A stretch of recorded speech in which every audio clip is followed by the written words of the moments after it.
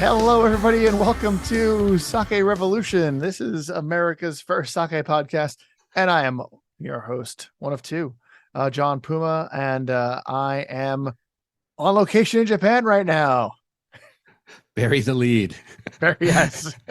And I'm your host, Timothy Sullivan. I am a sake samurai. I'm a sake educator, as well as the founder of the Urban Sake website. And every week, John and I will be here tasting and chatting about all things sake, doing our best to make it fun and easy to understand. Hello, Puma, can you hear me? Tim, it's happening. It's happening. Where are you? I'm actually in Tokyo now. Oh, wow. Yeah. I've just spent 6 nights in Hiroshima, which is one of my favorite places to visit for sake activities. The bar scene there is awesome. I'm pretty sure I've gone into at least some detail about that in the past, and I think I'll have more of an update on that in the future. I think I got to digest a little bit, and we'll do a proper roundup of things that went on during the trip. But when I first said that I was going to be going to Japan this year, it was very quick that we decided we needed to do this. We needed to have a little bit of a quick and dirty episode.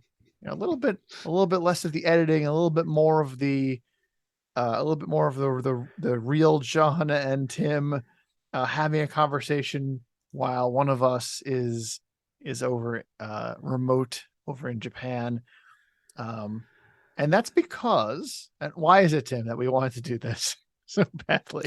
Well, it sounds like I drew the short straw and you got to go on the trip and I'm stuck here in New York. I don't know how that happened. No, well, but this is your dream for a long time. You've talked about it on our podcast for literally years that you've wanted to get back to Japan, and you're back there. So before we go any further, I have to ask you, how does it feel? Are you excited, happy, it's tired? Great. What? It's great. All of these things. It's exciting. I am also tired, and my voice is a little hoarse. And the one thing that struck me the most about being over here is the coronavirus measures are a lot more intense here than they are in New York. In New York, it's kind of everything's kind of gotten a lot more laid back. Yeah. Whereas here, you go into a lot of places and there are temperature checks right away, like at the door. My hands are the skin of my hands is like drying from constantly being sprayed with hand sanitizer at every place I go into. It's keeping people safe. It's doing the job. Their numbers the numbers tell the tale, but it is a little bit it takes a little bit of getting used to. Also, masks on all the time, indoors, outdoors, everywhere. Wow. Well, yeah. Let's orient ourselves a little bit. So how long have you been in Japan so far? About a week. Oh my gosh. I can't say about a week because you got that time where the flight takes a long time, you lose a day, and then you land late and it takes you forever to get to the airport. Get out of the airport rather and get to your hotel. And so about a week. Okay, give or take an international dateline. You're there for about a week so far. Yeah. And how much longer do you have to go? About a week. Oh my God. So we got you right in the middle of your trip. Right in the middle. Awesome. Yeah. Awesome. Yeah. So I know we're not going to dive too much into all your adventures on this episode, but have you been having fun? I have been having a great time. Been tasting a whole lot of sake. Been discovering some new places, revisiting old places. Yeah, it's just been a lot of fun. It's I think that we worry a lot about what the coronavirus situation might have done to places that were some of our favorites to visit. Yeah. And so far we're pretty lucky, and most places are still here. And so I've been able to kind of revisit places that we've been to before, and reintroduce ourselves. Usually they remember us. It's nice. And just have a good night of sipping and talking about sake with people. Well, the American crazy style couple from New York is pretty memorable, I think. Yeah, I think so. and now the American Crazy Style couple, 50% of them can speak some rudimentary Japanese now. So and that's been really exciting, walking into places and seeing Michelle just kind of have a conversation with somebody in another language. I'm like, Wow.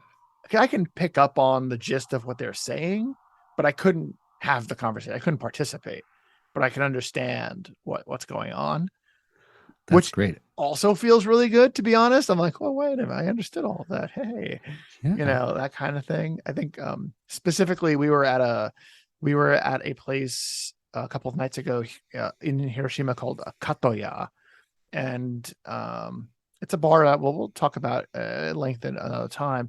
But he would take out the bottles and then begin to describe the flavor of each sake, and my rudimentary sake Japanese was good enough that I'm like able to follow along with all of that and kind of make an informed decision about what I wanted to try, because I can understand like the flavor notes and everything like that he was saying. I was like, oh wow, actually understanding this is so cool. It was a lot of fun. That's great. And I'm sure you and Michelle both had your copy of the Sake Revolution Survival Japanese for Sake Bars PDF printout. But Yes, so we yes, did have our episode on survival Japanese for sake bars in Japan, and if anyone wants to go back and listen to that, you can really enjoy that. And we have a PDF for the vocabulary, yeah. which I'm sure you used a lot I of. put it to memory Good, at good, this good. point. But yeah, it was a ton of fun. It was a great time. Um, in addition, in this episode, Tim, we're gonna be sipping a sake that we both have in our possession. Yes, we And did this prepare. this the story behind this sake has roots that predate the publication of this show, but do not predate the development of this show. Can you want to let our fans at home know what I mean by that? Well, when we were conceiving this show and we started messing around and experimenting with recording, this was in January, February 2020. Mm-hmm. And you and Michelle had a trip planned to Japan. And I believe you were going to Sapporo up north in Hokkaido. Is that right? Yes, that's right. Yeah. So we were being very optimistic, thinking that we could try to do a cross time zone international recording when we did not know what we were Mm-hmm. doing. But we somehow managed to get it set up. I think you brought your microphone to your hotel Yeah, room. yeah.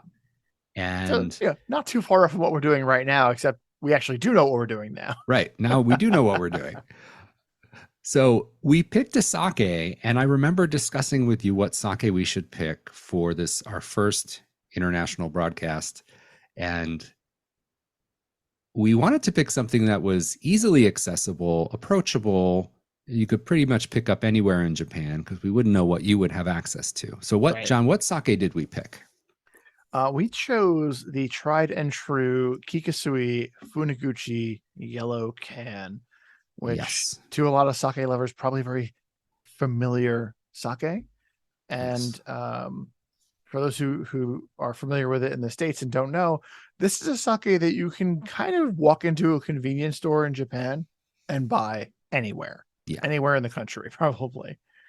Yeah. So for Yes. those not in the know, Kikusui Funaguchi Namagenshu is really affordable. It's in a can with a peel off lid, and it is high octane and just costs a few bucks for a can. And it is available in almost any convenience store in Japan across the whole country. So, like, if there's one sake John can just walk in any place and get, we know it's this one. Right. And it's something that we had both had a lot in New York. So, like, oh, this will be a good talking point. Totally. And So, yeah. and I that very simple instruction, I totally managed to screw up.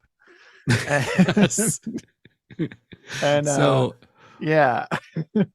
so we both pick up. You get the can in Sapporo. I get the can in New York. Right. We get on Zoom. We start Right. recording. Yes. I open the can and you pick up your can, and what happens? So I grabbed it, went to the room, and yeah, we get to that part of the show, and I opened it up, and it fizzed. Tim, it fizzed. Something was not right. Something Yeah, was off with your can. exactly. And then So you poured it? I poured it, and it was fizzy. It was sparkling, and I was like, "Why is this happening?" And I looked at the can, and I realized that there is like a blue sash Yes. across the front of the can that just says in katakana "Supakuringu," Sparklingu. and I did not notice that in the 7-Eleven when I purchased the can. So you purchased the sparkling version of Kikusui. Yes. And in your defense, John, the label, the can has the same yellow design and the same logo. It's the same can, Tim. It just has the sash. I'm going, that's the hill I'm going to die on. So, yes, in your defense, it does have the same label, and it could have happened to anybody. True. Absolutely. Could have happened to anybody. Yeah. Yes, definitely. Could have happened to anybody. Happened to me, but it could have happened to anybody. So I remember being pretty flustered because we had set this time aside to record our first international episode with you in Japan. And we bumbled that. So I think we like pulled the ripcord and just canceled the episode. We did. And there's gotta be audio footage of this attempt somewhere, but we have not been able to find it. We thought it would be fun to like publish that with this, or like make it like a Patreon exclusive kind of thing.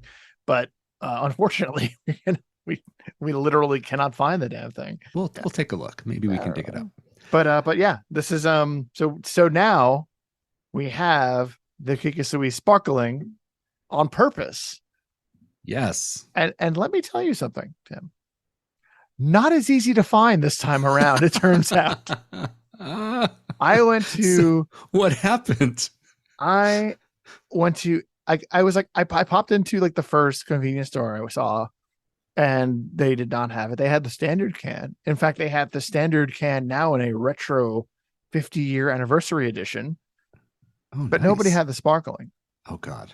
And I went to, when I tell you, I checked every konbini, every single one that I saw in Hiroshima. I was unable to find one. And I remember you telling me, I had a conversation with you. I was like, Tim, got some bad news. I am not able to find Kikusui sparkling. And you're like, well, when you get to Tokyo, it'll be everywhere. Yes. Get to Tokyo. No one's got it. No one had it either. Well, same thing. I'm going to all the convenience stores. They've got the standard Kikusui. No one's got the sparkling. And it took going to Bic Camera. They saved the day. Bic Camera saved the day. Thank you, Bic Camera. Yeah. And again, for those at home, Bic Camera is, imagine if Best Buy was like 7 floors and also sold, among other things, alcohol and like luggage and fragrance, and everything. Imagine Best Buy was a very big department store in addition to being a Best Buy. Unfortunately, they do have the Kikusui sparkling, so I have in my hands finally again a can. 2 years later. 2 years later. Mission accomplished. All right. That's so cool. Well, we are going to taste this sake together. How about we do our tasting? Yes, and then let's do it. While we're sipping, maybe you can give us one story, one adventure of a night out, and all then right. we'll that sounds great. Yeah, we won't divulge every izakaya you've discovered on this trip. We've definitely got to save some for next episode. Okay. Well, I looked up the stats for the Kikusui Funaguchi sparkling. This sake is a Nama Genshu. So Genshu, again, is no water added, full strength alcohol. We are at a whopping 19% alcohol. Woo. Yeah. The classification for this is actually a honjozo, so that's our alcohol added style of sake. The rice is gohyaku mangoku, and gohyaku mangoku is the rice that's really well known from Niigata. And this brewery, Kikusui Brewery, is located in Niigata, so that all checks out. We have a rice polishing ratio of 70% remaining. The yeast is 701. Our sake meter value is -3, and the acidity is 1.8. Very nice, very nice. Yeah, so anyone who's familiar with the can, the yellow can, the famous Funaguchi Namagenshu, I think this is going to be a carbonated version of that same right sake. And my understanding is that it is not a secondary, it's not champagne method fermentation. This is a carbon injection fermentation. Yes, carbon injection carbonation. You know what I mean. Yes, so for the cost of the can, this is not a champagne method sparkling sake. No, somehow. Yeah. Somehow. All right, let's open it up. Let's do it. Oh, you hear that? Bringing back memories. Pour into the cup.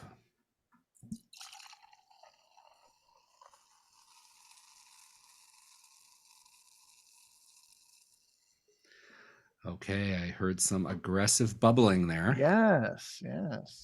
I do see bubbles in the glass, but maybe a little bit less than if this was a champagne method, but it's definitely, I see the bubbles rising up in there. Yeah, they are present. So for me, the aroma here is very much like a candied banana. It's an overripe banana aroma. Fruity, but there's a richness to it. I'm also getting a lot of your ethanol on those here. I mean, this is as you mentioned, high octane sake, and I think I'm getting a lot of that on the nose. The glass here, the glassware here in this hotel room, Tim, not doing it any favors. I don't have a wine glass to use today, so it's more of a cylindrical glass I'm using. More like this was designed for a highball, I think. Well, any port in a storm. Yes. So, all right. Yeah. So it's very, very fruity, baked fruits a little bit, overripe banana. Now let's give it a taste. Oh, wow. Well, that's interesting. It's sweet. It's sweet. It's definitely sweeter than I remember Kikusui typically being. Yeah. And we should also mention for our listeners that this is clear. Like I thought it might be like a cloudy style, but it's like they took the Funaguchi and carbonated it. I think that's like literally what they did. Yeah. But it does taste different. It's not like I realize it is, you take that and you carbonate it, but it tastes like there's more going. I think that the carbonation is definitely playing with the flavor a bit, or it's the power of suggestion. Yeah, I find the impression of the carbonation to be really restrained. Like you do feel a little prickling on your tongue, on your palate, but it's not overwhelming. It's not overwhelming. It fizzed up a lot when I poured it, but the impression of it is a little bit more restrained. And this sake is, heavy, weighty. And I feel when a sake has a higher alcohol, like a lot of genshu, sometimes you can feel the heat. So, and the finish, there's the warmth of the alcohol really comes through on the finish. Do you feel that as well? Like the aftertaste kind of is a warming? Yeah. I agree 100%. All right. Yeah. So while we sip here, I'll tell a little bit of a tale. So there are one of my favorite things about Hiroshima is that it's a very walkable city. It has a lot of sake centric establishments, and they tend to really know their stuff because there's a high degree of competition in that space. So they got to know what they're doing. And there's a yakitori place that we have been to before, but we really we didn't give it our best the last time we were there. There was a lot of language barrier. There was a lot of not really ordering a lot of stuff, a lot of pointing, a lot of gesturing, not a lot of getting good sake, and not a lot of getting good food. And I Hmm. felt like we've learned a lot, and it was time for us to make a return, a triumphant return to this place. And so we went back, new with our newly minted rudimentary understanding of Japanese, um, and we were able to order some delicious yakitori, which made us very happy. And we were able to have conversations about the various sakes they had because they have a bit of a selection, but it's mostly like kind of ask us ideas and we'll get you Oh stuff, yeah, kind of that kind yeah. of feel. And my shell does her crazy style thing, and I think they give her something a little bit aged, right? And Okay. she's like, "Oh yeah, this is kind of where we're at." And she also mentions that she likes nigoris. Like a little later on, she mentions that she likes things that are a little bit cloudy. And so the thing that I really like here is that um the gentleman who's working with us puts two and two together and comes back with a bottle of Doboroku, Doburoku. a 20% ABV Doboroku, which he then tries to open and has to stop because it's like going to explode. Oh my god. And so he like runs over to the side and puts it on ice, and he's like rotating it slowly trying to get the cap off. By the time this is quite a performance, and by the time he finally gets the cap off, like most of the other customers in the place have realized like what's going on. He got a round of applause, uh, and poured some for my shell, and she was very excited about it. And it was one. It ends up so far. It's one of her favorite sakes of the trip. And as a bit of a bonus, we were able to find it in a liquor store. Oh my So we gosh. have a bottle. I have a bottle a few feet from me right now in a fridge. I would be scared to carry around explosive Doburoku all across Japan. Tim, this wouldn't be the first time we've done it, and it scares me too, to be honest. But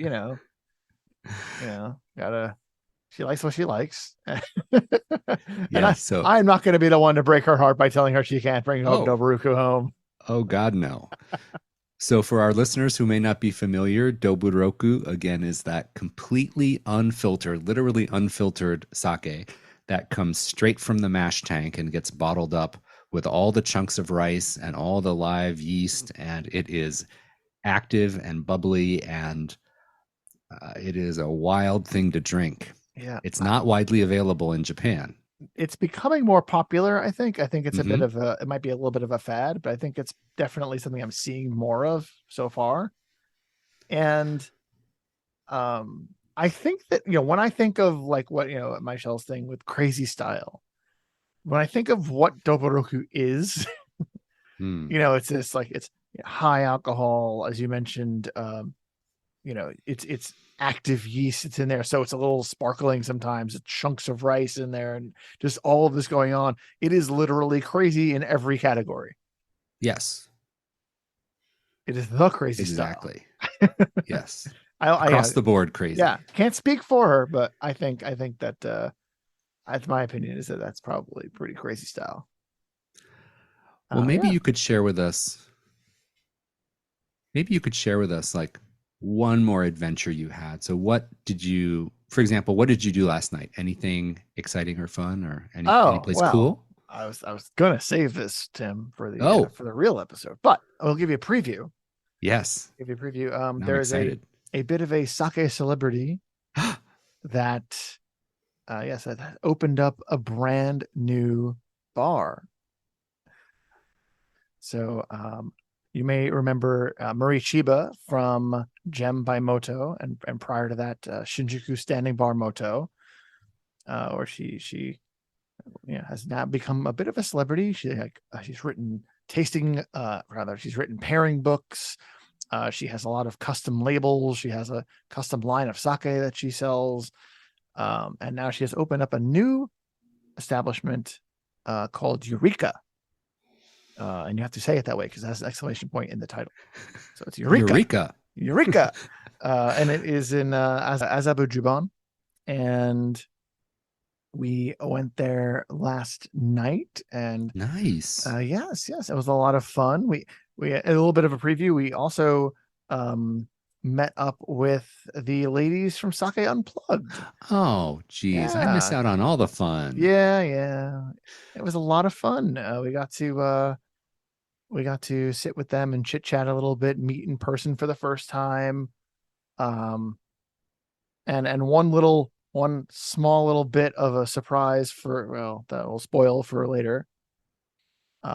Later that same night, friend of the show, Shizuko Hilton pops in there as well. Shizuko Nikawa Hilton of Sake Caliente fame. She showed up as well. She showed up as well. Of course.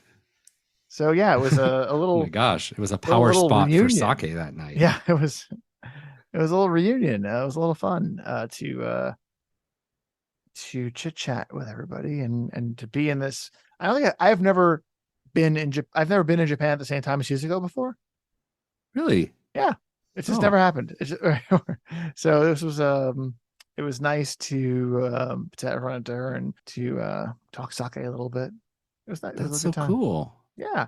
Well, again, we'll talk more about the goings on at Eureka and other fun things we did in the near future.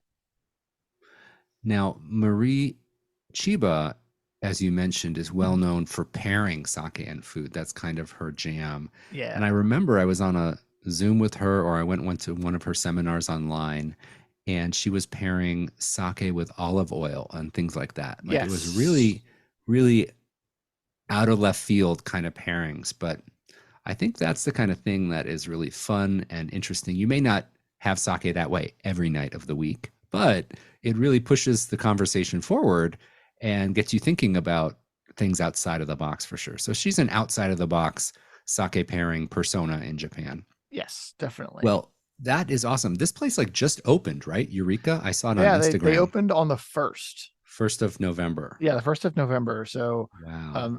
So for the record, that's today's the 4th, so it was just a few days ago, 3 days ago. Oh, that's awesome. Yeah, and it was it was really great to be over there. It was packed with and I don't know most of the individuals who were there, but I imagine they were probably like industry people. Yes. When we walked in, Marie came over and warmly greeted Michelle and I and gave us both reached out and gave us both high fives.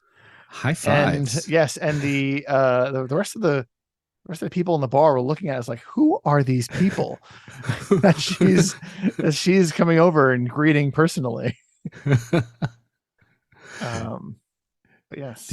Did you bring any omiyage or little gifts? We did. We brought with us an assortment of sake from New York. We wanted to represent New York tea sake and distribute them to the wonderful people at our favorite places in Japan. And so we did bring some Brooklyn Kura selections over to Marie, and she seemed very excited about them. So we'll see how that goes down. That's great. Well, I think, when people visit us from Japan and come to New York, I love to receive hard to get sake. So the reverse must be true as well, that if you go to Japan from New York and you bring local delicious sake from here, it's something they can't get regularly. So that's an awesome little gift to bring them. That's very thoughtful of you, John. Yeah. And let me tell you, when you come up with a short list of a lot of people you want to give sake to, and then you're trying to figure out, wait a minute, can I possibly fit 14 bottles into my outbound luggage? Yes. I've never had to think that way before, and it was a bit of a challenge, but we succeeded. We were the sake made it to Hiroshima, and then some of it made it back to Tokyo, because we did give out some bottles in Hiroshima as well to some of our favorites there. Well, you've got a week left. Mm-hmm. So any remaining New York sake you can still give away, and having room for 14 bottles on the outbound leg I'm doing some quick math here. That means you may have room for 14 bottles on the return leg next week. 14. Oh, you have little faith. Oh, even more. Yeah, we're aiming higher than 14. You're going to be throwing away clothes and underwear to make more room for sake in your luggage. I think we may just buy another bag. Yeah, just Let's see. This might be because, all right. So I'll say our record for bringing back bottles of sake, I think, is something like 18. Okay, that's respectable. So the goal is, can we beat the record, or can we at least match the record? And so we're gonna see what we can do. We've got some ideas. We think we can pull it off, but we have to see. Weight is your enemy. Yes. When it comes to bringing sake back, it's never heavy. it's never the space. You can make the space. It's the weight. Liquids and glass specifically are very heavy. They are. Yeah. But I have faith in you. Oh, I thank you, Tim. Wow. Well, I don't even know what time it is there. It must be really early in the morning. It's early, Tim. Yes. I mean, not that I'm complaining about having an excuse to drink sake at, what is it, 10 in the morning. Well, this is a little like mimosa-esque bubbles for to get your brunch started in Tokyo. Maybe I should put some orange juice in this. I won't tell. Excellent. All right. Well, we're going to wrap it up. And when you get back to the city, we are going to sit down and do a full post-mortem John Puma in Japan breakdown. And I cannot wait to hear all the funny, crazy style stories. And I'm really looking forward to that. But for now, my advice to you is go out, have some fun, enjoy Tokyo. And we'll look forward to having you back safe and sound. All right. Thank you very much, Tim. Thanks for holding it down back in New York. I'm manning the fort. We're all good. I appreciate it. Look, actually, regardless of, being in Japan, I'm still looking forward to coming back and getting back into our usual episode recording rhythm. Yep. But yeah, we'll be doing that pretty soon. Yeah. So. And I am jealous. So let me just put that out there too. John got to Japan first. I'll get there sometime in the next few months. Mark my words. In the next few months. Ooh. Yeah. This is I'm gonna hold you to that. Yeah. Well, it couldn't happen to a nicer guy, John. So I'm glad you got back and you're living your sake dreams right now. So I'll put my jealousy aside and just wish you all the best. Thanks for getting up early to talk to us over Zoom. And I want to thank all of our listeners for tuning in to this casual episode live from Japan. And I really hope that you're enjoying our show. And I'd like to say a special thank you to all of our supporters on Patreon as well. We really do appreciate all the support you give to our show. If any other listeners would like to join us, please visit patreon.com/Sake Revolution to learn more about supporting our podcast. And for other ways to support our show, can I interest you in perhaps leaving a review at your favorite podcast platform of choice, perhaps Apple Podcasts or something similar? It really does help get the word out about our show. And on that note, Tim, everybody at home, please grab your glasses. Something sparkly, hopefully. Remember to keep drinking sake and kampai.